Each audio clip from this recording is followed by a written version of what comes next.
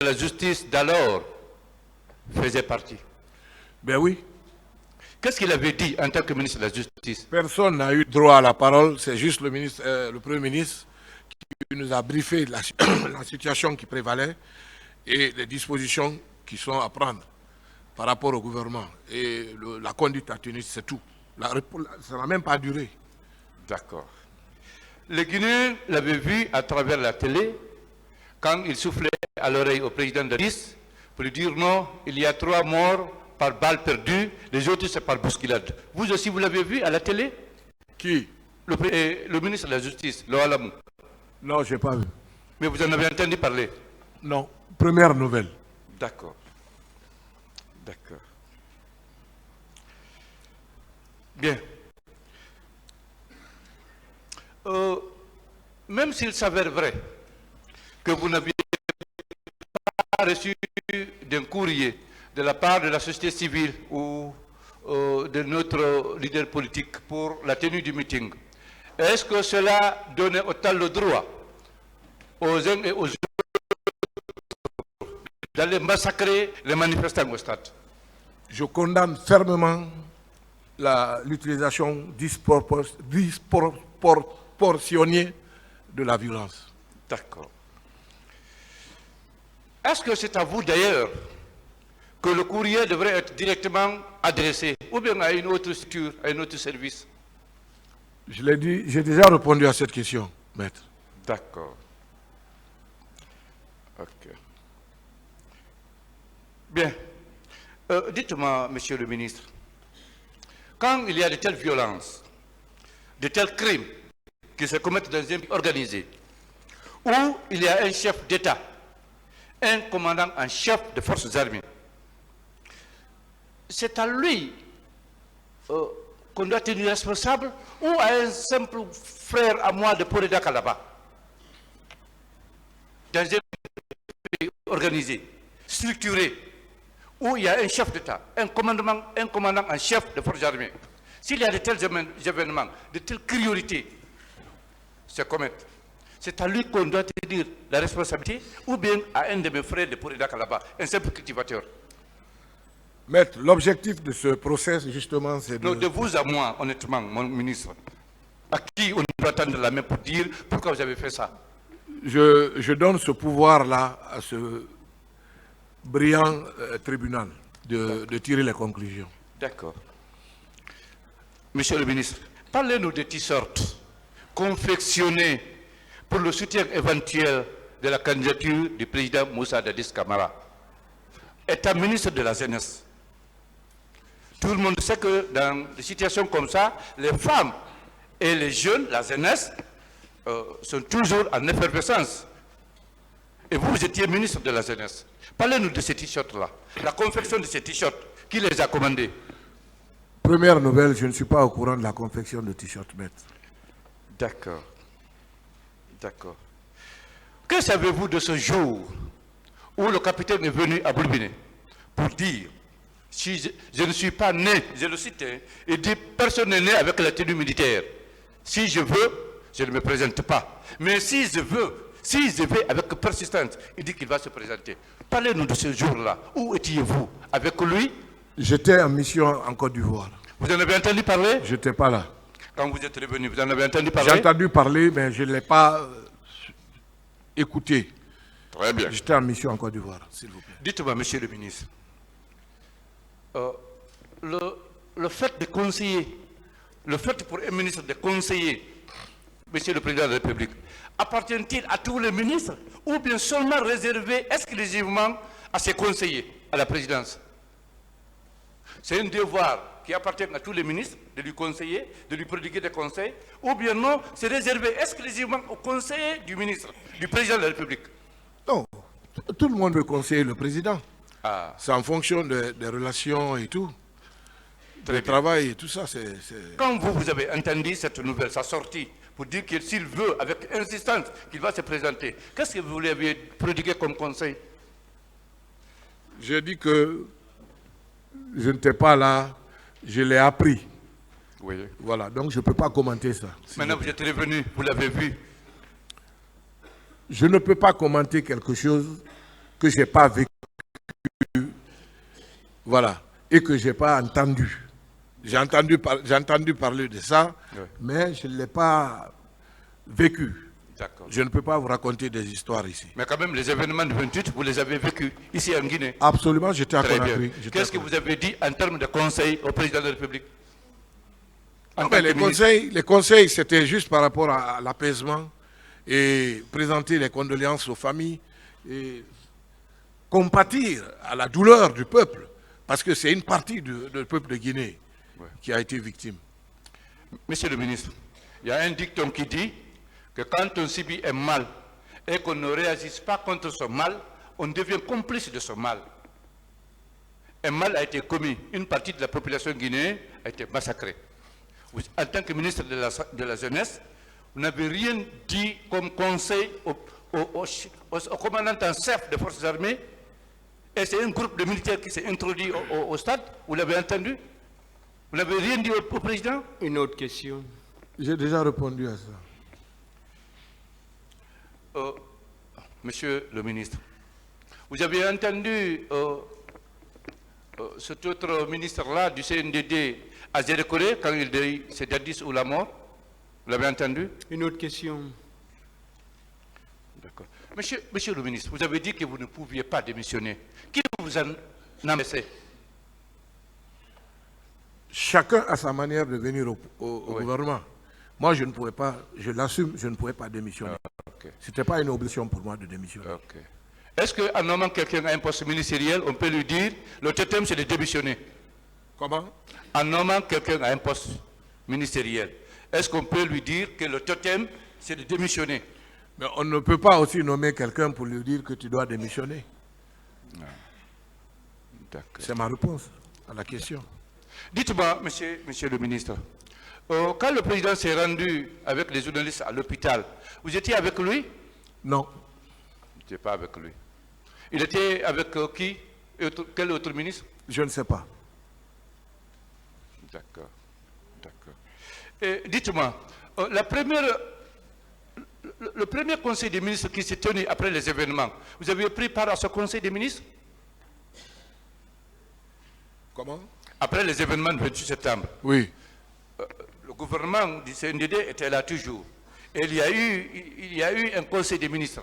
Oui, oui, encore toujours un conseil des ministres présidé par le Premier ministre. Par le Premier ministre. Oui, oui. Qui rencontre au président. Voilà. J'ai dit ici que le président Dadis ne participait pas comment on appelle, au conseil des ministres. Il déléguait ses pouvoirs au Premier ministre. Pourquoi, lors du conseil des ministres, vous n'avez pas accordé la priorité de ce conseil aux événements du 28 septembre pour condamner, pour demander à ce que les commanditaires soient dénichés et traduits en justice? Pourquoi Non, on mais n'a pas fait? cela a été fait. Il faut être de mauvaise foi pour ne pas accepter cela. Les commissions ont été s'il mises en vous place. plaît. Ça a été répondu. Ne D'accord. vous énervez pas. Non, je ne suis pas du tout énervé, Voilà. maître. Donc, Président. on va vous poser toutes les questions ici. D'accord. La question qui ne doit pas être posée, vous verrez que le tribunal va immédiatement intervenir. D'accord. Donc là, calmez-vous. D'accord. Merci.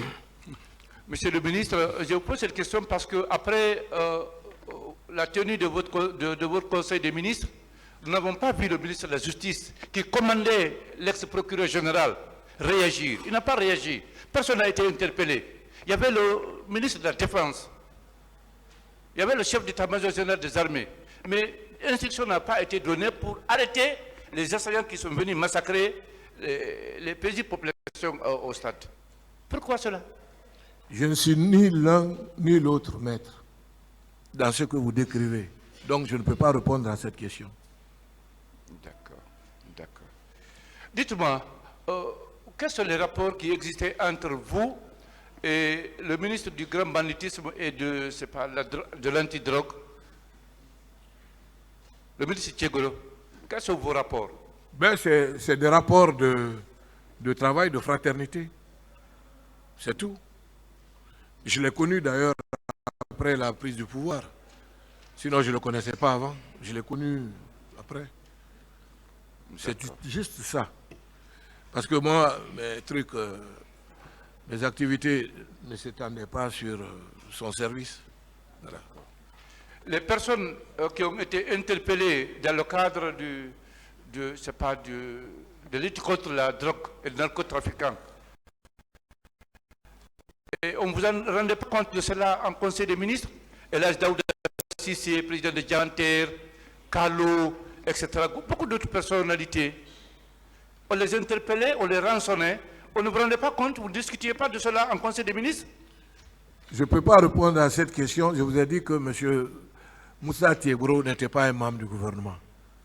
Comme son nom l'indique, c'est des services spéciaux. Donc, c'est cette réponse que je peux donner à cette question-là. D'accord, d'accord. Est-ce que colonel Pivi, ministre de la Sécurité présidentielle, il prenait part au Conseil des ministres? J'ai répondu à cette question par la négative. Donc, il ne prenait pas part au Conseil des ministres. Merci, Monsieur le Président. Merci, Monsieur le assesseurs. Monsieur Kira. Oui. Bonsoir. Bonsoir.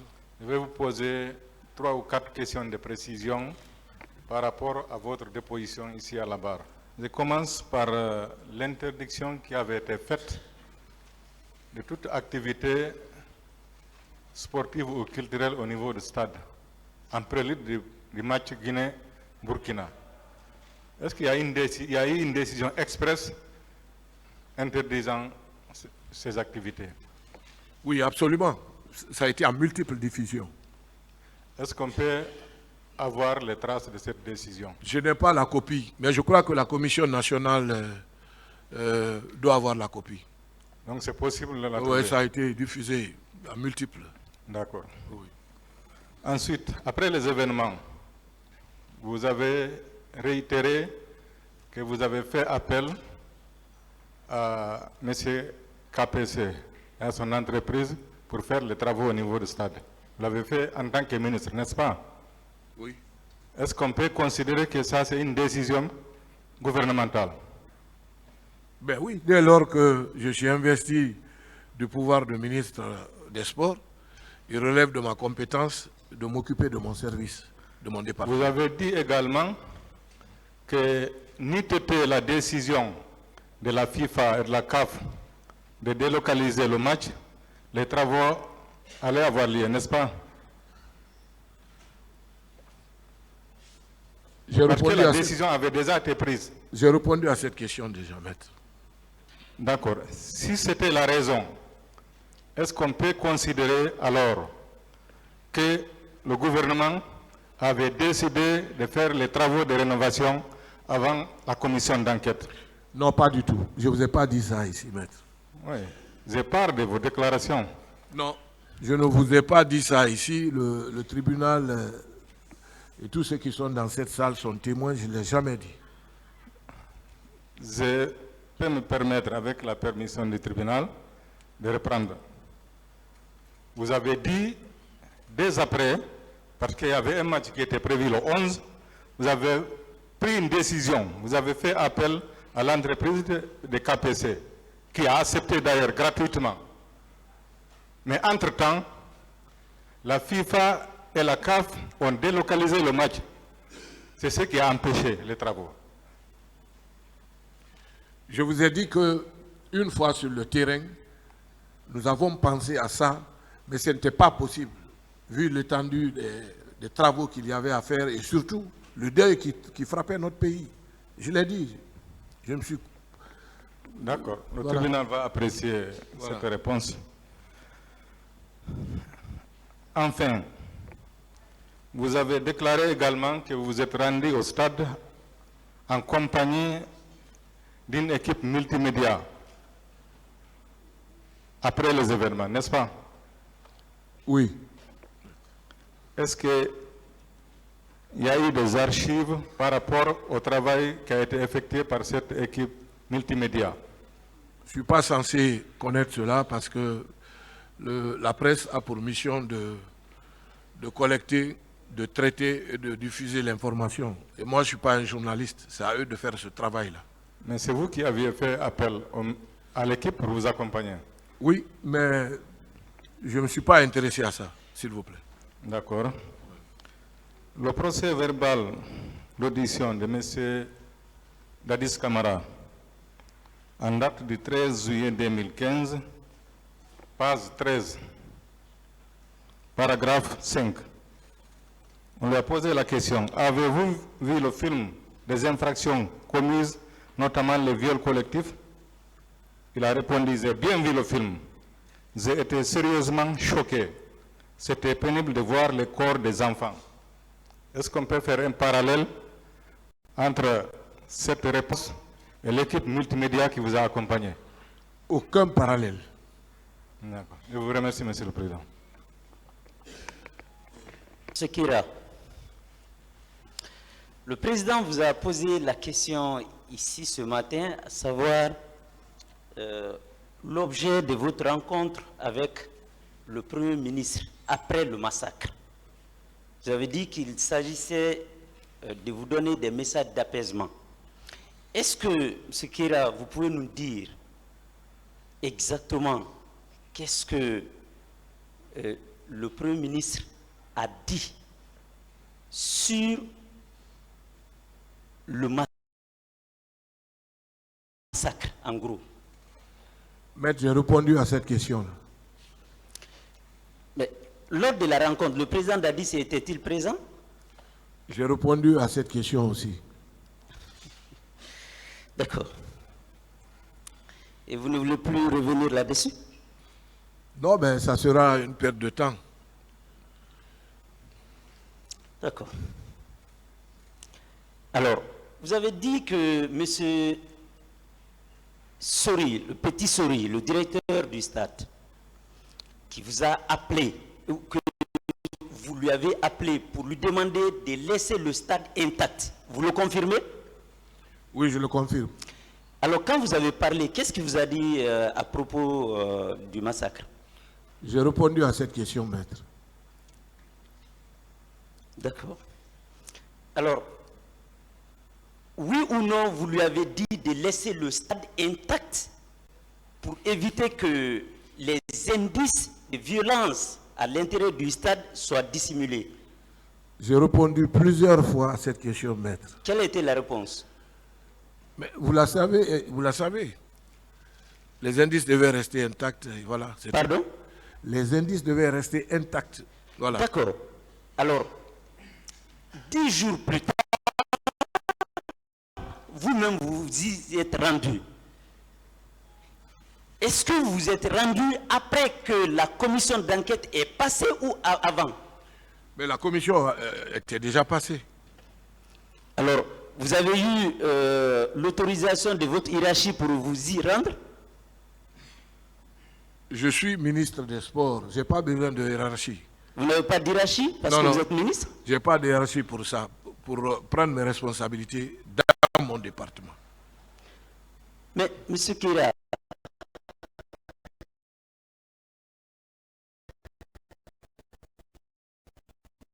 vous avez appris l'ampleur des dégâts.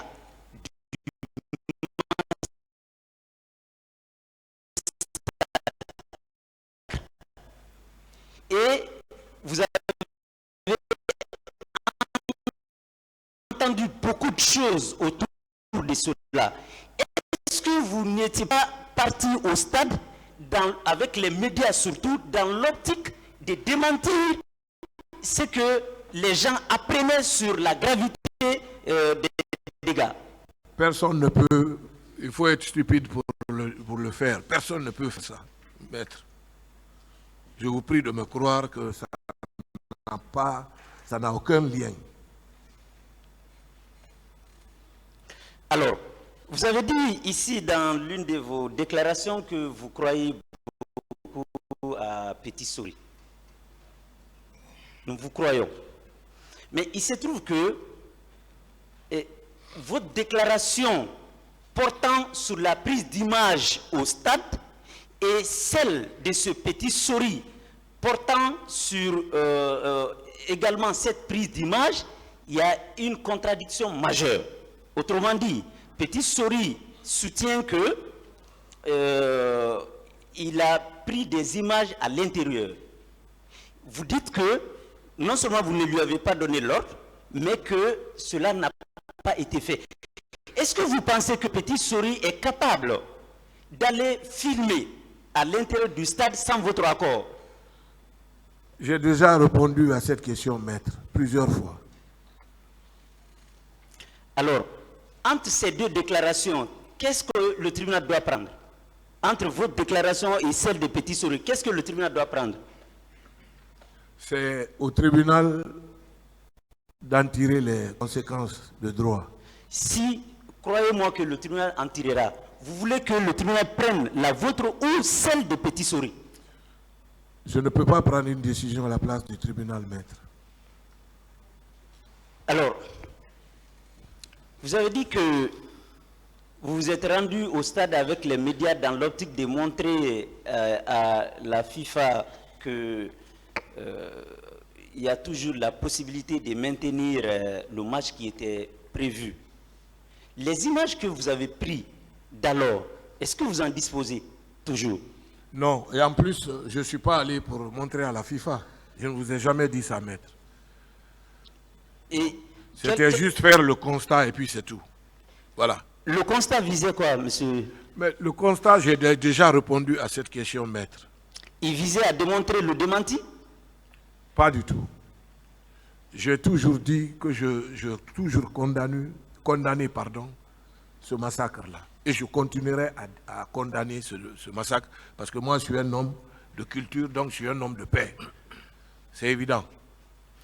D'accord.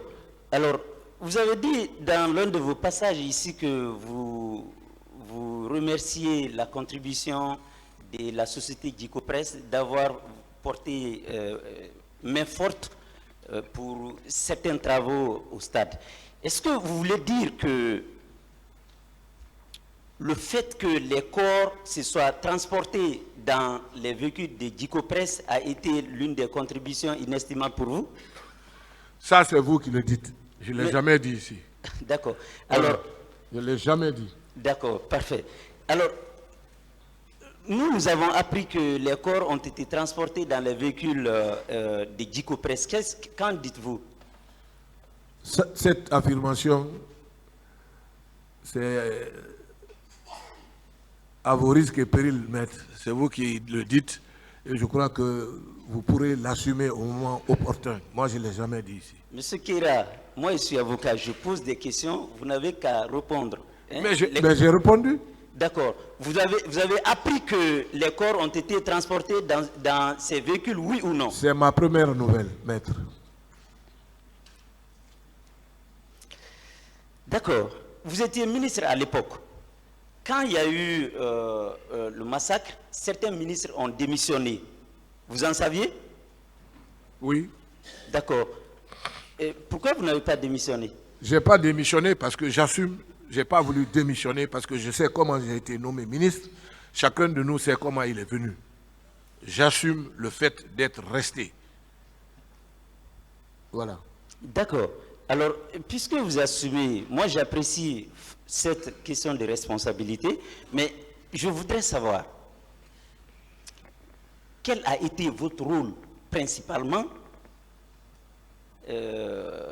auprès du président Dadis à l'effet d'identifier et sanctionner les auteurs de cette barbarie.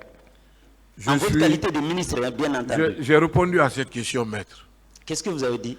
J'ai dit que je ne suis ni ministre de la Sécurité, ni ministre de la Justice, encore moins responsable militaire. Moi, je suis un civil, pur et dur. D'accord. Je vous remercie. Merci.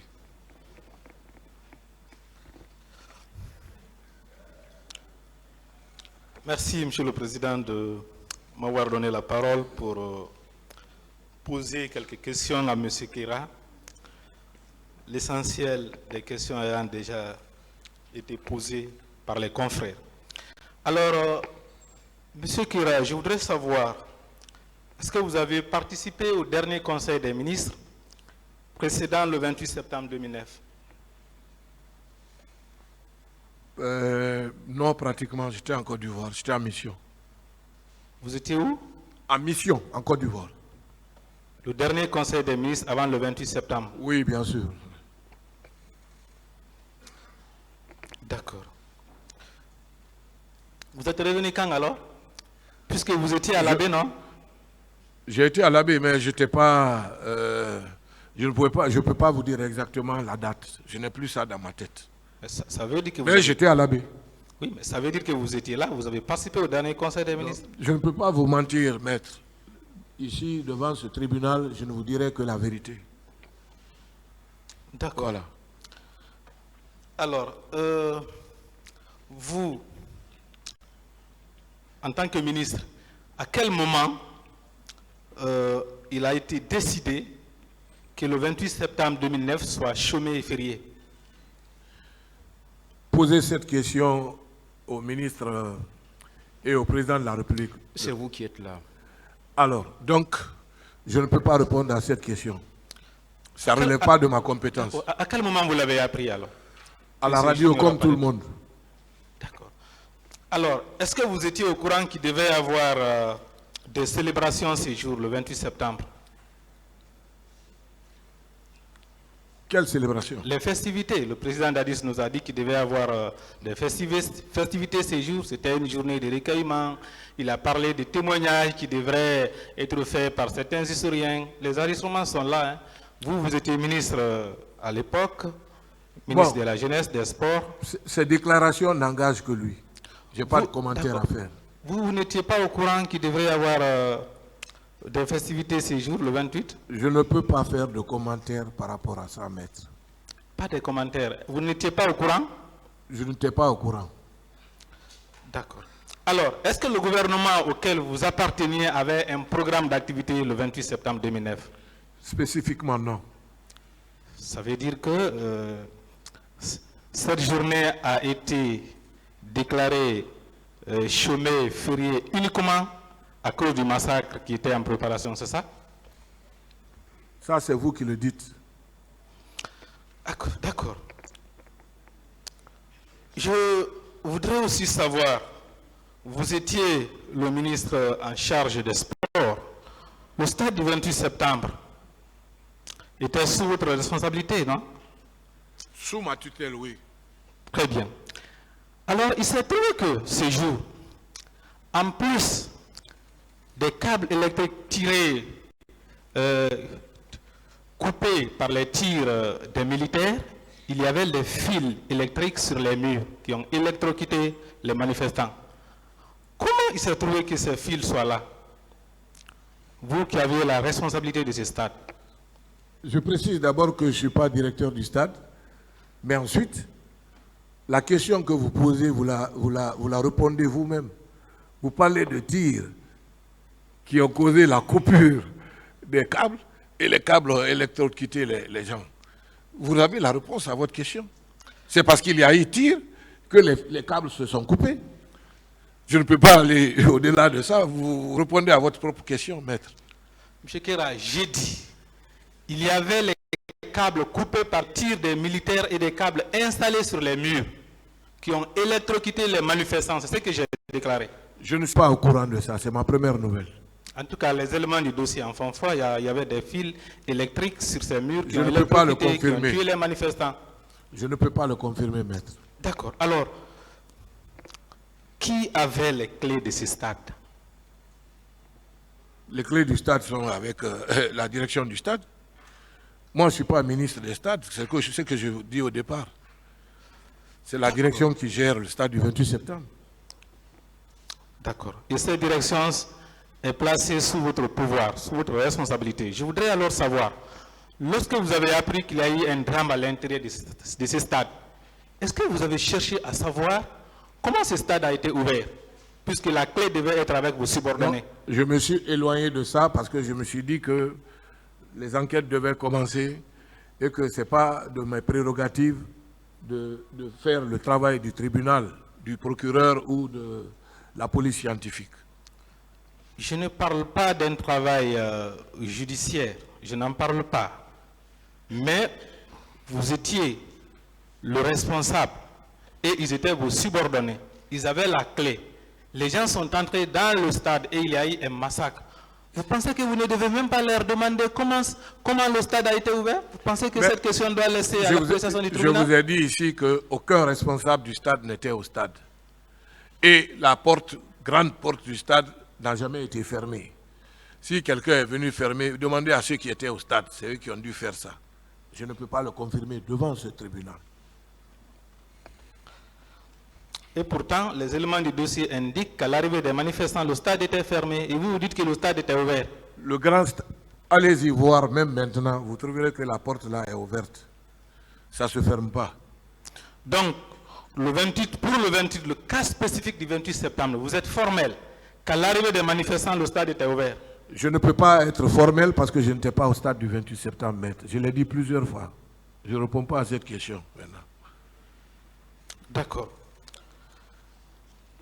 Le directeur général du stade et son adjoint, est-ce qu'ils ont communiqué avec vous le 28 septembre?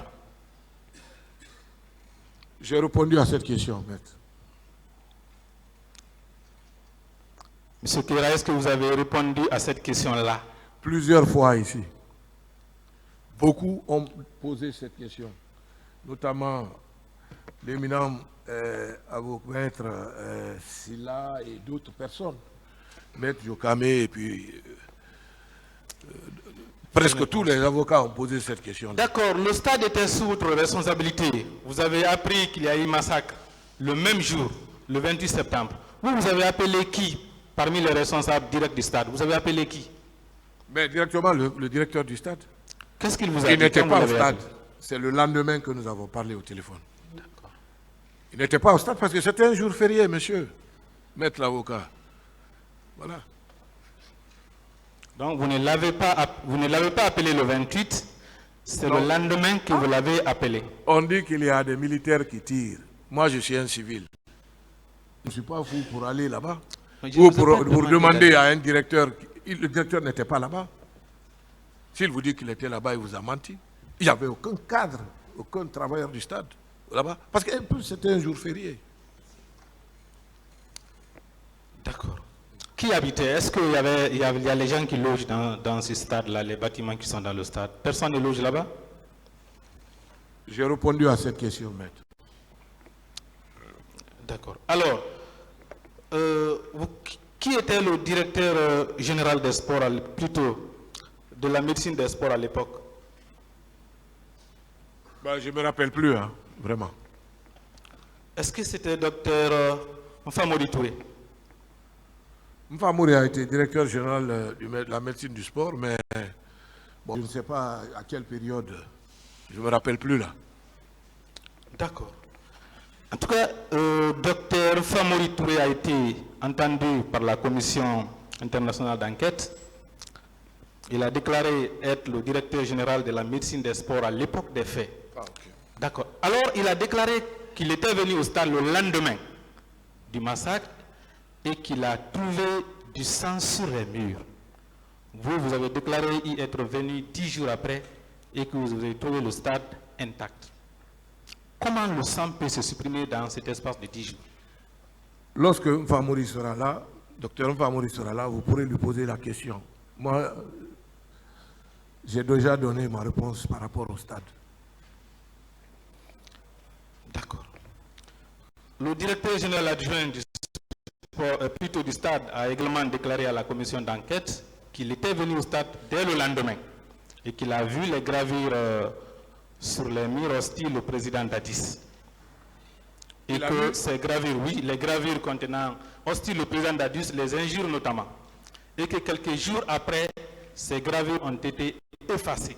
Qui avait donné l'ordre d'effacer ces traces? C'est ma première nouvelle. Il l'a déclaré devant la Commission internationale d'enquête. Il y en avait sur les murs. C'est ma première nouvelle. Quelques jours après seulement, ça a été effacé. Je ne suis pas au courant de ça, maître. Vous n'êtes pas au courant? Non. Et je vous le dis sincèrement. D'accord. Vous avez déclaré à plusieurs reprises ici que vous étiez venu 10 jours après au stade. C'était pour voir si le match du 11 octobre Guinée-Burkina Faso pouvait se tenir au stade. Vous avez également déclaré qu'après, il y a eu une réunion entre vous et la Fédération guinéenne de football. C'est bien ça? Oui.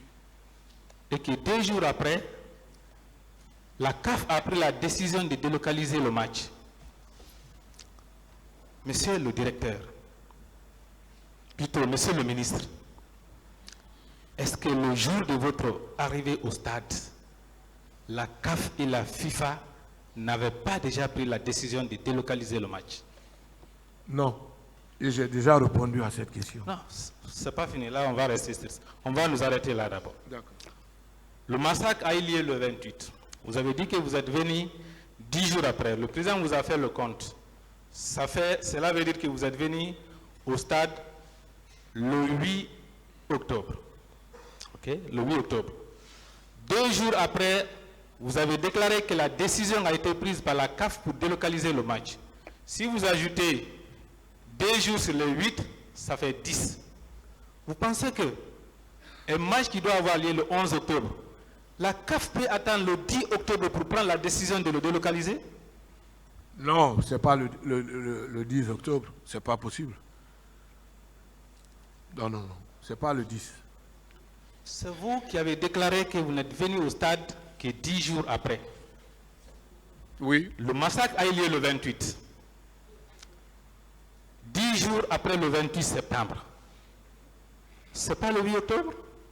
Et permettez-moi, je n'ai pas fini. C'est le 8 octobre.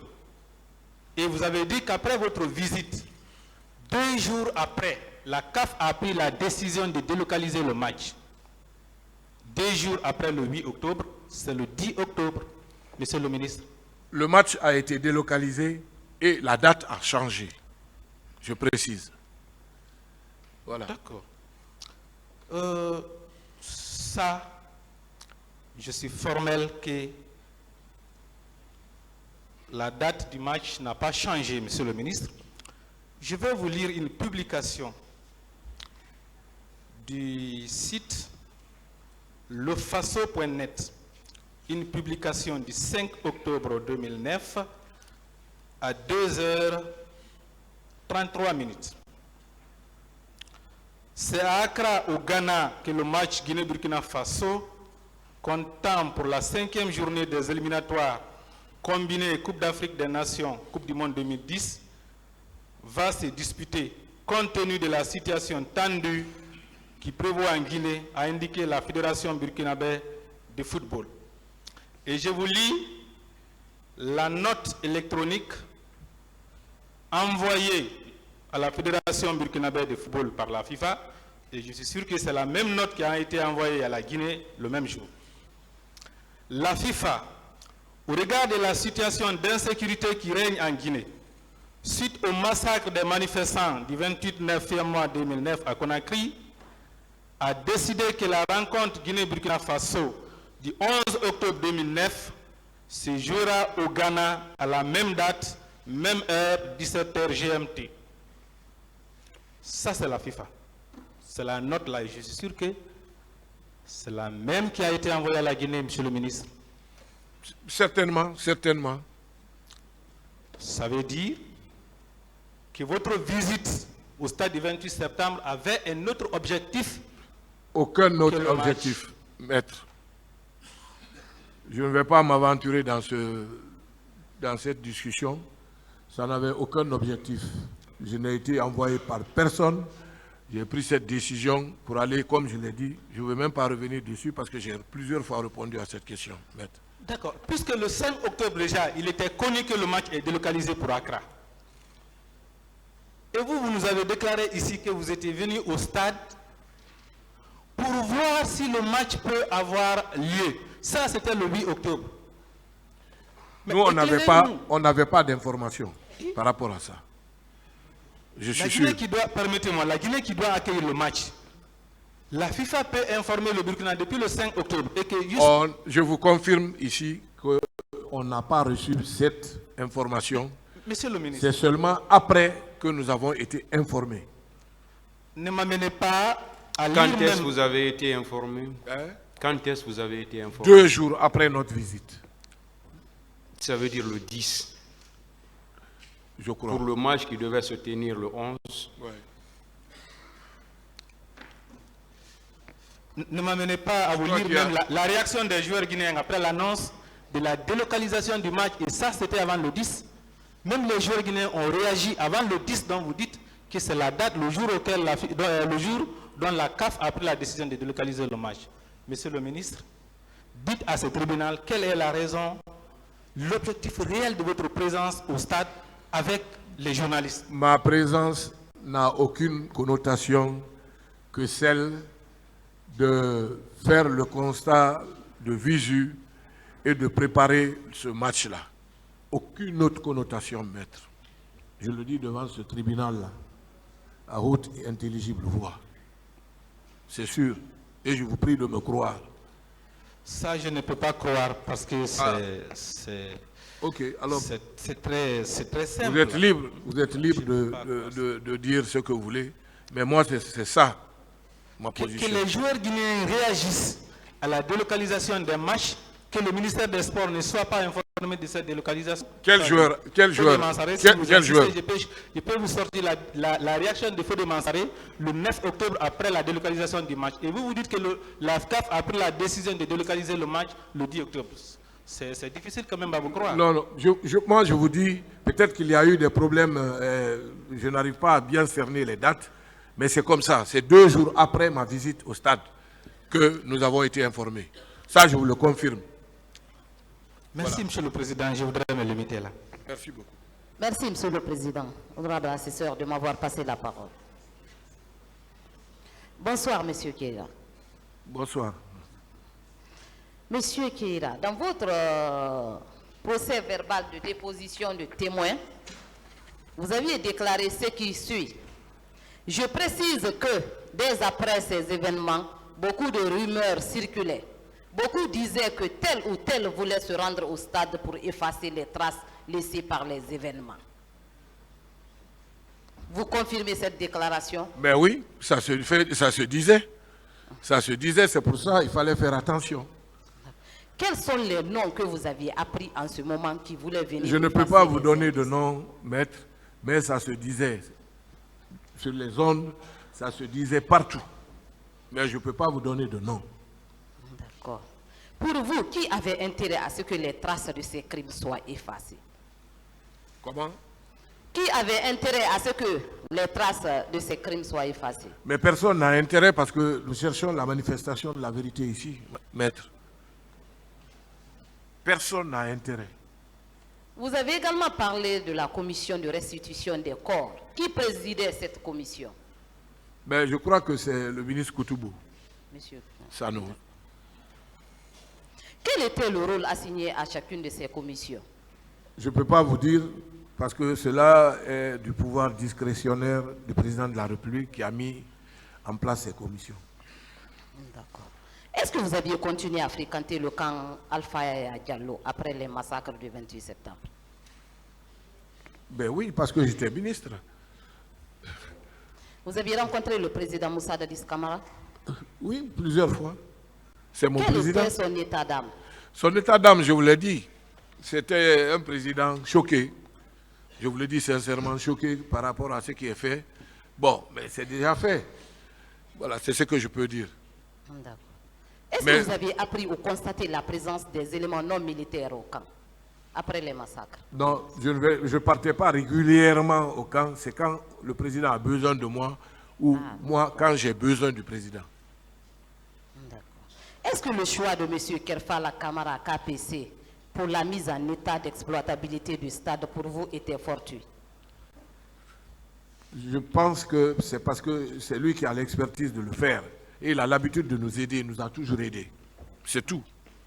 Il n'y a aucun autre préjugé, madame. Est-ce que vous savez que des victimes ont affirmé à cette barre que ce sont des camions de Guico Press qui ont servi au ramassage des corps? Je ne suis pas au courant de ça, c'est ma première nouvelle. Comment vous pouvez expliquer cette coïncidence, c'est-à-dire votre choix porté sur KPC et le ramassage des corps par la société de ce dernier? Aucun lien. Aucun lien, madame. Je vous remercie, Monsieur le Président. Merci, Monsieur le Président, Messieurs les assesseurs. Monsieur Keira, plusieurs victimes sont passées à la barre ici. Elles ont affirmé que à l'intérieur du stade, il y avait des pièges, notamment des bois où il y avait des pointes. Ce qui suppose que ces choses-là ont été placées à l'intérieur du stade avant la date du 28 septembre. Est-ce que vous vous êtes renseigné sur, quand vous êtes rentré à l'intérieur du stade, sur l'état réel des lieux? Est-ce que vous avez constaté qu'il y avait ce type de piège à certains endroits? Je n'ai pas vu de piège, madame. Monsieur Kéra, on vous a posé des questions ici sur l'ultime nécessité de protéger cette pelouse après ce drame. Moi, je veux quand même vous demander quelle est la proportionnalité qui existe entre la protection d'une pelouse et la protection des indices et des preuves, notamment quand il s'agit de faits aussi macabres. Est-ce qu'on peut faire une proportionnalité entre la protection d'une pelouse et la protection des preuves? Mais la protection des preuves est primordiale. Mais vous sembliez assez prompte à protéger cette pelouse. Non, pas du tout. Vous n'avez pas compris. Nous n'avons jamais privilégié la pelouse. Nous avons privilégié... que nous avons depuis ce matin dans vos déclarations. Non, ici. je vous dis, peut-être que vous ne m'avez pas compris. Nous avons privilégié la préservation des preuves. La préservation de la pelouse ou du stade vient en dernière position parce qu'une vie coûte plus cher qu'un terrain de football. Et je suis catégorique et ferme là-dessus. Je condamne ces massacres-là. Ok. Dans vos déclarations ici tout à l'heure, vous avez dit que c'était un jour férié et que donc votre équipe n'était pas sur place. Mais juste le souci au moins des familles qui avaient à l'intérieur du stade qui relevaient de votre département. Est-ce que vous aviez des informations sur ce qui était arrivé à ces familles et qu'est-ce qu'elles avaient comme information? Est-ce que vous aviez ces informations-là? Non. Pourtant, vous aviez une équipe opérationnelle sur le terrain et il s'agissait quand même d'âmes humaines, M. Kéra. Il n'y avait pas d'équipe opérationnelle du ministère ou du stade le jour de l'événement. Non, il ne s'agit pas du jour de l'événement. Le drame est déjà arrivé, M. Kéra. C'est les heures et les jours qui suivent le drame, finalement, qui sont importants. On a transporté des corps, on a transporté des blessés. Il existait des familles qui vivaient là-bas et vous étiez quand même l'un des premiers responsables. Est-ce que vous avez cherché à savoir ce qui était arrivé à ces personnes-là? Combien de personnes vivaient là? Qu'est-ce qui leur est arrivé? Est-ce qu'elles étaient bien portantes? Les histoires de corps ou de blessés relevaient des services compétents du ministère de la Santé et des autres services compétents.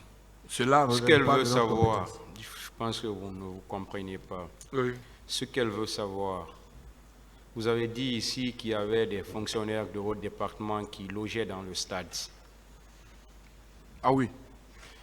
Après les événements, est-ce que vous avez cherché à vous renseigner sur leur situation? Oui, bien sûr. C'est ça votre question, maître? Est-ce que c'est votre question? Oui, Monsieur le Président, c'est exactement ma question. Oui, nous avons justement posé des questions. Heureusement, tout allait bien. Et il s'agissait de combien de personnes, M. Kéra? Je ne peux pas vous dire De exactement. combien de familles Il y avait plusieurs familles, mais je ne peux pas vous dire exactement. Est-ce que vous avez cherché à faire un lien entre cette personne-là et la Commission nationale d'enquête? Parce qu'elles étaient là, elles habitaient là, elles avaient été quand même, elles avaient forcément vu des choses dans le cadre de la manifestation de la vérité dans cette affaire. Je ne me suis pas intéressé à leur relation avec les différentes commissions. Pas du tout. Parce que cela ne relevait pas de moi, madame. Monsieur Kéra, vous avez dit ici que votre équipe vous a briefé sur ce qui est arrivé au stade, ou en tout cas sur les premiers constats qu'eux, ils ont eus. Vous ne pensez pas qu'il existe un lien certain lorsqu'on veut quand même éviter de camoufler la vérité entre ces familles-là et la manifestation de la vérité? Non, je parlais de ça à la réunion avec le Premier ministre. Vous confondez deux choses différentes. Je n'ai jamais dit que nous étions en contact avec ces familles. Non, non. Non, moi je ne dis pas. Le briefing a été fait. Que vous n'avez pas compris ma question. Oui. Ma question est que vous êtes ministre des Sports à l'époque. Vous dites que vous n'avez pas participé à une quelconque dissimulation des preuves. Absolument. Soit. Absolument. Il y avait des pièces à conviction à l'intérieur du stade. Il y avait des lambeaux même de peau. Il y avait du sang. Il y avait des balles. Il y avait beaucoup de choses qui démontraient effectivement qu'un événement macabre venait de se produire à l'intérieur du stade. Des familles y vivaient. Vous, en tant que ministre du Sport, vous aviez une équipe opérationnelle sur le terrain. Vous ne pouviez pas faire de lien entre ces familles-là et ceux qui étaient chargés de faire la Commission nationale d'enquête. Mais les familles, certainement, ont été entendues. par les différentes commissions. Monsieur Kéra, j'ai l'impression que, quelque part, cette passivité-là ressemble un peu à de la complicité de dissimulation de preuves. Je ne peux en aucun moment avoir cette prétention de dissimulation de preuves et je ne protégerai personne ici. Ok, je Tout vous ce que je remercie, vous dis, je Monsieur vous le prie de me Président, croire. Messieurs les assesseurs. Voilà. Merci beaucoup. Monsieur le Président, je pense que les parties civiles n'ont plus de questions pour Monsieur Kéra. Vous pouvez disposer, Monsieur Kéra. Merci.